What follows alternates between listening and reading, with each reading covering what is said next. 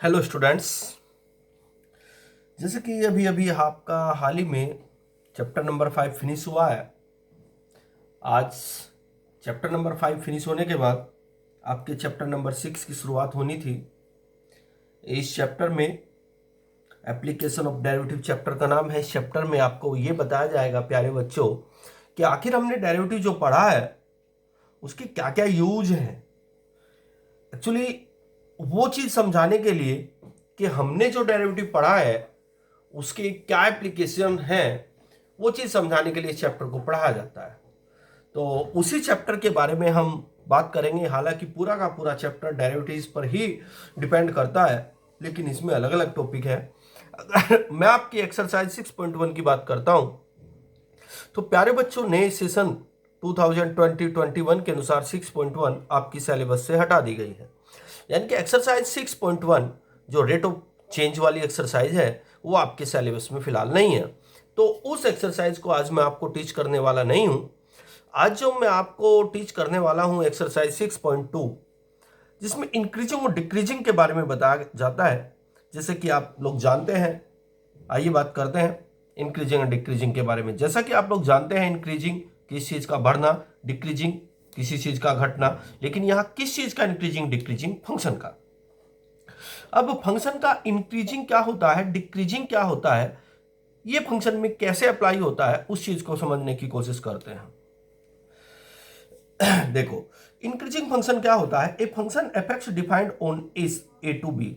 यदि कोई function A से बी में डिफाइंड है, is set to be increasing, वो फंक्शन इंक्रीजिंग होगा इफ यदि x1 लेस देन x2, यानी x1 और x2 में दोनों में कंपेयर की जाए और x2 x1 से बड़ा हो और फंक्शन में हम एक बार x1 डालें, यानी कि जो भी मेरे पास ये फंक्शन है fx, एक बार fx के स्थान पर x1 डालें और एक बार इस x के स्थान पर x2 डालें और fx2 fx1 से या तो बड़ा आए या बराबर आए, x1 x2 जो ये बिलोंग करें x1 और x2, मतलब प्रत्येक x की वैल्यू के लिए जो x1 x2 तो हमारे पास है, ये x1 x2 जो लिए जाने हैं ये a और b के बीच लिए जाने हैं। तो ऐसे फंक्शन को हम इंक्रीजिंग फंक्शन बोलते हैं। यानी कि यदि फंक्शन के अंदर, मैं आपको सिंपल लैंग्वेज में बात करता हूं आप लोगों के साथ, यदि किसी फंक्शन के अंदर इनपुट बढ़ा कर दिया जाए, फंक्शन का आउटपुट भी बढ़कर आए, तो हम लोग बोलते हैं कि फंक्शन इंक्रीजिंग है। सर कैसे, क्या बात, क्या इनपुट क्या आउटपुट, कुछ भी बात समझ में नहीं आई, आप पूरी डिटेल से बात करो। अब मैं पूरी डिटेल से आप लोगों के साथ बात करता हूं। मान के चलो मेरे पास x1 है, x1 मेरा यहां लाई हो रहा है। मैं कच्चा पेन लेता हूं, अगर मैं यहां इसमें बॉल पेन को ही यूज करूं तो नोट्स खराब हो जाएगा। मान लीजिए मेरा ये x1 है, क्या है बच्चों, ये x1, और ये मेरा x2 है। सर आपने इधर x2 क्यों लिया, क्योंकि देखो कंडीशन क्या है, x2 बड़ा होना चाहिए x1 से। अब x1 मैंने फंक्शन के अंदर डाला, जैसे मैं फंक्शन के अंदर x1 को डालूंगा तो मुझे क्या मिलेगा, fx1। ये जो मेरा fx1 आया, ये मेरा fx1 यहां से यहां तक की हाइट होगी। अब इसी फंक्शन के अंदर, यानी कि इस फंक्शन के अंदर, इस वाले फंक्शन के अंदर x के स्थान पर मैं अगर x2 डालूं तो मेरा fx2 आ जाएगा। अब यहां से परपेंडिकुलर उठाइए, ये कहलाएगा fx2, ये क्या कहलाएगा, fx1।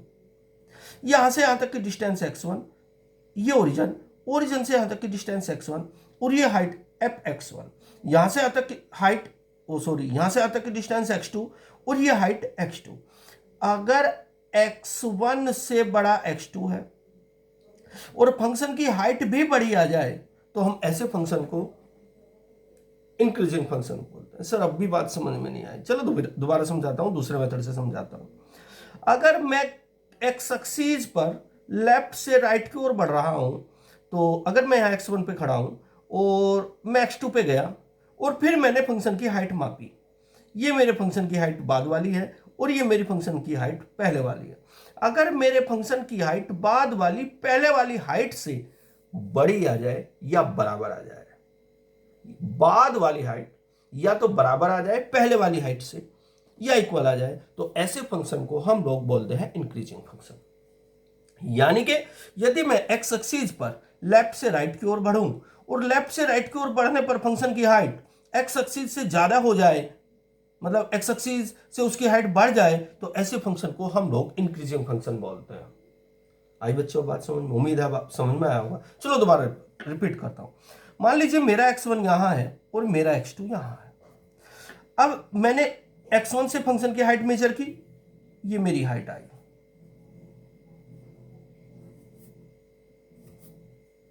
इसके बाद मैंने x2 से फंक्शन की हाइट मेजर की, प्यारे बच्चों ये मेरी x2 की हाइट आई। आप इस वाली हाइट और इस वाली हाइट को देखेंगे तो ये बाद वाली हाइट पहले वाली हाइट से बड़ी है, तो ऐसे फंक्शन को हम इंक्रीजिंग फंक्शन बोलते हैं। अब दोबारा एक बार और समझाता हूं। मान के चलो मेरा x1 यहां है और मेरा x2 यहां है। आप देखेंगे ये x1 की हाइट है, x1 के लिए हाइट है फंक्शन की, ये x2 के लिए फंक्शन की हाइट है। आप देखेंगे जो x1 की हाइट है वही x2 की हाइट है, इक्वल है, तो ऐसे फंक्शन को भी इंक्रीजिंग फंक्शन बोलते हैं। तो मैं आपसे सिर्फ ये कहना चाह रहा हूं, यदि किसी फंक्शन के लिए एक्स एक्सिस पर लेफ्ट से राइट की ओर बढ़ने पर फंक्शन की हाइट या तो बढ़ जाए या इक्वल हो जाए, ये वाली हाइट इक्वल है, ऐसे फंक्शन को हम लोग इंक्रीजिंग फंक्शन बोलते हैं। यानी कि इंक्रीजिंग आपको ग्राफ की एक तरह से अप और डाउन होने की स्थिति को बताता है कि मेरा ग्राफ एक्स एक्सिस से ऊपर की ओर गया है तो इंक्रीजिंग है, और यदि इक्वल कांस्टेंट चल रहा है, कांस्टेंट का मतलब एक्स एक्सिस के पैरेलल है, तो भी फंक्शन इंक्रीजिंग है। हाइट ऊपर की ओर जा रही है तो भी फंक्शन इंक्रीजिंग है, लेकिन अगर हाइट नीचे की ओर ऐसे मुड़ जाए तो वो डिक्रीजिंग हो जाएगा, जो अभी थोड़ी देर बाद बताऊंगा। तो कोई भी फंक्शन इंक्रीजिंग फंक्शन प्यारे बच्चों वो होता है जब किसी फंक्शन के लिए एक्स एक्सिस पर लेफ्ट से राइट की ओर बढ़ने पर फंक्शन की हाइट एक्स एक्सिस से या तो बड़ी हुई मिले या इक्वल मिले, तो ऐसी फंक्शन को हम लोग इंक्रीजिंग फंक्शन बोलते हैं। यानी कि हम डेरिवेटिव से यह पता करेंगे कि फंक्शन की हाइट किसी इंटरवल में एक्स एक्सिस से ऊपर गई है या नीचे आई है। अगर हाइट उसका लेफ्ट से राइट की ओर बढ़ने पर हाइट ऊपर जा रही है तो फंक्शन इंक्रीजिंग है। अगर फंक्शन की हाइट लेफ्ट से राइट की ओर बढ़ाने पर फंक्शन की हाइट मतलब नीचे आ रही है, तो ऐसे फंक्शन को हम लोग डिक्रीजिंग फंक्शन बोलते हैं। जैसे कि अगले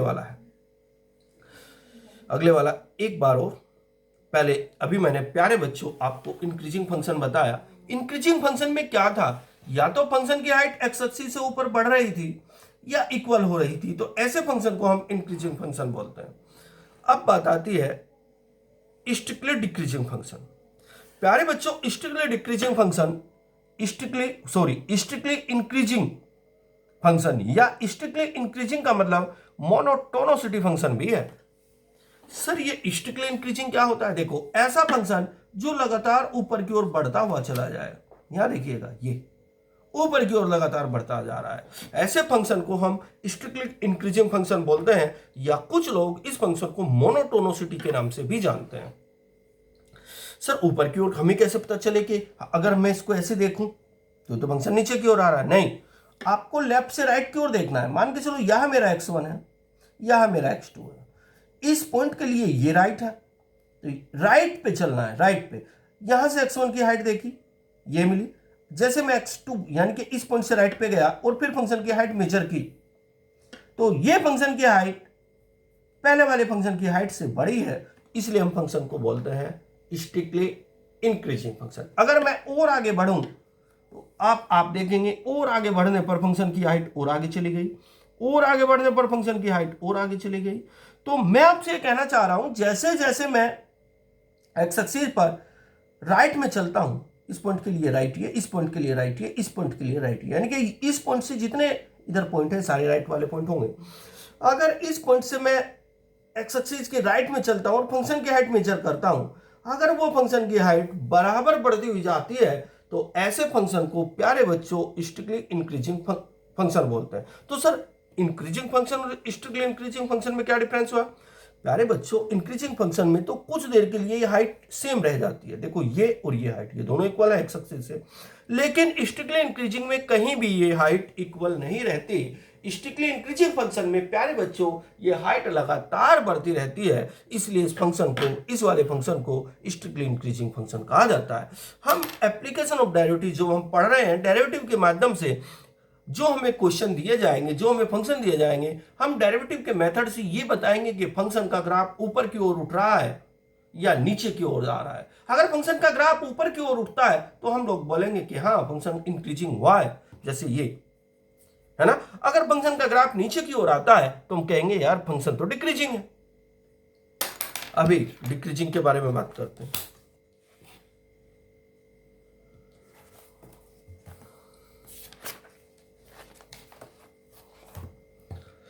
मैंने अभी अभी आपको प्यारे बच्चों क्या समझाया, मैंने आपको समझाया कि इंक्रीजिंग फंक्शन क्या होता है। या तो फंक्शन के लिए एक्स एक्सिस पर लेफ्ट से राइट की ओर चलने पर या तो फंक्शन की हाइट बढ़े या कांस्टेंट रहे, मतलब कांस्टेंट का मतलब ना घटे ना बढ़े, ऐसे फंक्शन को इंक्रीजिंग फंक्शन बोलते हैं। इसके बाद मैंने आपको बताया strictly increasing function. Strictly increasing function वे फंक्शन होते हैं जब हम लेफ्ट से राइट की ओर बढ़े, लगातार हाइट बढ़ती हुई चली जाए, कहीं भी किसी भी दो पर्टिकुलर पॉइंट पर फंक्शन की हाइट एक्स एक्सिस से कांस्टेंट ना रहे, अर्थात इक्वल ना रहे, तो हम लोग बोलते हैं कि फंक्शन स्ट्रिक्टली इंक्रीजिंग। अब बात करते हैं प्यारे बच्चों डिक्रीजिंग फंक्शन के बारे में। डिक्रीजिंग फंक्शन वो फंक्शन है यदि मैं एक्स एक्सिस पर लेफ्ट से राइट की ओर चलूं, जैसे मैं यहां x1 लेकर खड़ा हूं और ये फंक्शन की हाइट मैंने मेजर की, फिर मैं x2 पे यहां आया और यहां से मैंने फंक्शन की हाइट मेजर की।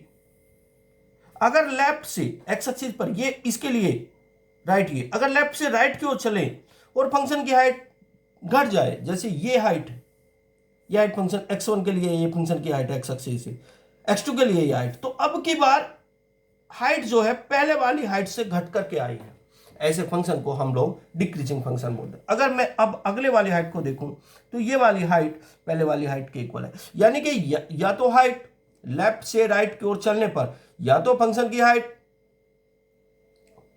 घटी हुई मिले या इक्वल मिले, ऐसे फंक्शन को हम लोग डिक्रीजिंग फंक्शन बोलते हैं। आगे बढ़ते हैं, जैसे मैं यहां खड़ा हूं, यहां से राइट में चला, ये वाली हाइट पहले वाली हाइट से कम है, आगे चलो फिर हाइट और कम हुई, आगे चलो फिर हाइट कम हुई, तो ऐसे फंक्शन को डिक्रीजिंग फंक्शन। डिक्रीजिंग का मतलब कि कहीं कोई दो हाइट इक्वल रही होंगी, तो जैसे ये हाइट इक्वल है और मैं यहां ले लेता हूं ये वाली हाइट भी इक्वल है। अगर हाइट कहीं भी इक्वल आ जाती है तो डिक्रीजिंग फंक्शन हो जाता है, अगर हाइट इक्वल नहीं होती तो स्ट्रिक्टली डिक्रीजिंग होता है, जैसे अगले वाले में है स्ट्रिक्टली डिक्रीजिंग और मोनोटोनिसिटी फंक्शन, इसका नाम है। यानी कि कोई भी फंक्शन या तो स्ट्रिक्टली इंक्रीजिंग हो बच्चों, या कोई भी फंक्शन स्ट्रिक्टली इंक्रीजिंग हो, ऐसे फंक्शन को मोनोटोनिसिटी के नाम से पहचाना जाता है। जैसे मैं इस फंक्शन के बारे में बात करूं, इस फंक्शन का ग्राफ ऐसे नीचे की ओर आ रहा है लेफ्ट से राइट की ओर चलने पर ऐसे, तो फंक्शन स्ट्रिक्टली इंक्रीजिंग है। फॉर एग्जांपल, अगर मैं यहां खड़ा हूं और यहां से मैंने फंक्शन की हाइट ये मेजर की, ये वाली, तो ये फंक्शन की हाइट, फिर मैं यहां खड़ा हूं, ये मेरा x2 है, मैंने ये हाइट मेजर की, तो ये वाली हाइट पहले वाली हाइट से कम है, इसलिए फंक्शन डिक्रीजिंग है। ये वाली हाइट मेजर की और कम है, ये वाली हाइट मेजर की और कम है, ये वाली हाइट मेजर की और कम है, ये वाली हाइट मेजर की और कम है, क्योंकि ये पॉजिटिव है और ये नेगेटिव है तो और कम है। और ये वाली हाइट, सर ये तो बड़ी हाइट, नहीं ये नेगेटिव हाइट है, ये भी नेगेटिव हाइट है, और नेगेटिव जो बड़ी हाइट होती है वो छोटी होती है। तो प्यारे बच्चों मैं आपसे कहना चाह रहा हूं, जब भी मैं फंक्शन में लेफ्ट से राइट की ओर बढ़ूं और फंक्शन की हाइट लगातार घटती हुई चली जाए, कहीं भी किन्हीं भी दो पॉइंटों पर इक्वल हाइट ना आए, तो ऐसे फंक्शन को स्ट्रिक्टली डिक्रीजिंग फंक्शन बोलते हैं। जैसे यहां इक्वल हाइट आ रही थी, मुझे मिल रही थी ये वाली हाइट इक्वल हाइट थी, तो मैंने कहा था बच्चों ये डिक्रीजिंग फंक्शन है। और जहां हाइट इक्वल नहीं मिलती, लगातार घटती हुई चली जाती है, डिक्रीजिंग होती चली जाती है, तो हम लोग बोलते हैं स्ट्रिक्टली इंक्रीजिंग या मोनोटोनिसिटी फंक्शन है। मैंने आपको फंक्शन के 4 टाइप बताए बच्चों, कि फंक्शन इंक्रीजिंग फंक्शन कैसे होता है, फंक्शन स्ट्रिक्टली इंक्रीजिंग कैसे होता है, फंक्शन डिक्रीजिंग कैसे होता है, फंक्शन स्ट्रिक्टली डिक्रीजिंग कैसे होता है। मैंने 4 अलग अलग पॉइंट आपको बताए। इसके बाद ये तो आपको सिर्फ नॉलेज को इंक्रीज करने वाली बातें थी, इनका यूज कहीं भी किसी भी क्वेश्चन में नहीं होगा, सिर्फ आपकी नॉलेज को इंक्रीज करने के लिए प्यारे बच्चों मैंने आपको ये बातें बताई। हम क्वेश्चन को किस प्रकार सोल्व करेंगे वो बातें मैं आपको बताऊंगा। क्वेश्चन को सोल्व करने का बच्चों 3 मेथड होते हैं, मतलब 3 स्टेप होते हैं। सबसे पहला स्टेप आपको कुछ इस प्रकार सोल्व करना है कि सबसे पहले दिए गए फंक्शन में जहां भी एफ एक्स है वहां वाई मान लेना है, यानी कि वाई इजक्वल एफ एक्स मानना है। जहां भी फंक्शन में वाई है वहां एफ एक्स मानना है। उसके बाद फंक्शन का डेरिवेटिव निकालना है। डेरिवेटिव निकालने के बाद जो फंक्शन का डेरिवेटिव आए उसको ग्रेटर देन जीरो कर देना है, और ग्रेटर देन जीरो करके सोल्व करना है। सोल्व करने के बाद जो एक्स की वैल्यू आई वो इंक्रीजिंग फंक्शन के लिए वैल्यू आएगी एक्स की। अगर डिक्रीजिंग के लिए निकालना है तो डिक्रीजिंग के लिए F dash x less than zero हो जाएगा। एक बार क्वेश्चन को करने का क्या तरीका होता है, सबसे पहले वाई इक्वल एफ एक्स मानना है, स्टेप फर्स्ट में, स्टेप सेकंड में एफ डैश एक्स निकालना है, फंक्शन का डेरिवेटिव निकालना है, और फंक्शन का डेरिवेटिव निकालने के बाद बच्चों एफ डैश एक्स डिक्रीजिंग और ग्रेटर देन जीरो लेना है ना, और फिर इसको सोल्व कर देना। जो मुझे एक्स की वैल्यू मिलेगी वो इंक्रीजिंग के लिए एक्स की वैल्यू आएगी। एक्स की वैल्यू ही मुझसे पूछेगा हर बार कि कहाँ इंक्रीजिंग है कहाँ डिक्रीजिंग है। तो इंक्रीजिंग पूछा है तो ग्रेटर देन जीरो लेना है, इंक्रीजिंग पूछा है तो ग्रेटर देन जीरो लेना है, डिक्रीजिंग पूछा है तो लेस देन जीरो लेना है, और जो ग्रेटर देन जीरो लेने पर एक्स की वैल्यू आएगी वो मेरी इंक्रीजिंग के लिए एक्स की वैल्यू निकल करके आ जाएगी। एक्स की किस वैल्यू पर फंक्शन इंक्रीजिंग है, और जो मेरा लेस देन लेने पर एक्स की वैल्यू निकल करके आएगी प्यारे बच्चों वो डिक्रीजिंग के लिए मेरी एक्स निकल करके आ जाएगी। इस तरह आपकी ये इंक्रीजिंग डिक्रीजिंग की थ्योरी फिनिश हो चुकी है। क्वेश्चन को करने का बड़ा इजी मेथड होता है, वो क्वेश्चन मैं आपको कल सोल्व करके बताऊंगा। कल आपकी एक्सरसाइज 6.2 शुरू होने वाली है। ओके बेटा, लेकिन इस वर्क को अपनी फेयर कॉपी में मन लगा करके पढ़ना है आप लोगों को।